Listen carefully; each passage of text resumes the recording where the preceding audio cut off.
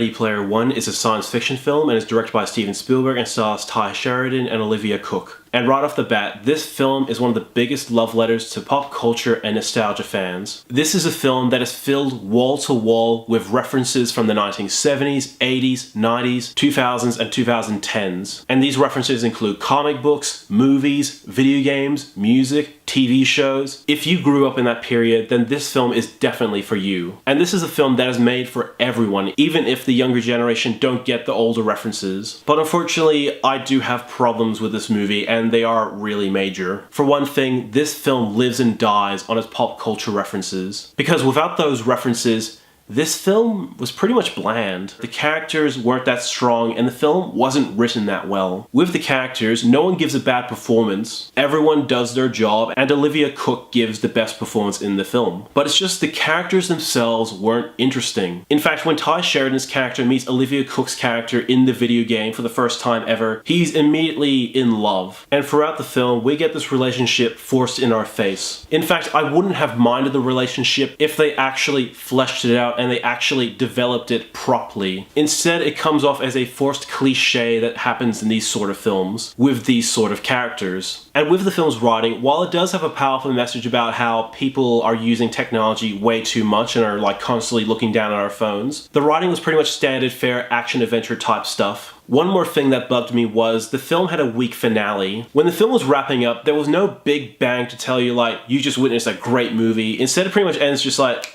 eh. Other than the problems that I stated, this film was classic Spielberg entertainment. And for a film that relies heavily on CGI, for once, I actually didn't mind it. In fact, it was actually really good. And one of the big things why the visual effects work in this film is there's two separate worlds, the real world and the Oasis world. And the Oasis world is a video game, so of course it's not going to look realistic. And that makes the film's visual effects work to its advantage. And yeah, when the real world has its own special effects, it does look pretty cheap. There was one shot I could tell they were using a green screen, but it didn't really bug me and I didn't really care. But yeah, I want to talk about what is easily the best thing about the movie, the pop culture references. There are so many, I can't even list them. In fact, some of the good references I don't even want to spoil. They are hilarious. But one of my favorite references in the entire film is this 5-minute love letter to Stanley Kubrick. This came right out of nowhere, and Kubrick is one of my favorite directors, and to see this 5-minute love letter from Spielberg to his best friend, this was heart-touching. And this was the highlight of the film for me. Nothing else came close. And I do have to give props. This film is memorable. And while the film is nearly 2.5 hours long, that runtime just flew right by and I didn't even notice how long the film was. This film is a few things. This is Spielberg's most visually spectacular movie since The Adventures of Tintin. This is his most ambitious film since Minority Report. And this is the most entertaining film I've seen from Spielberg since Jurassic Park. Overall, I highly recommend it. While without question this film is flawed, I can't help but say how fun this movie was. And yeah, while the characters aren't properly developed and aren't written well, and they are pretty forgettable as well, because what are you going to remember more?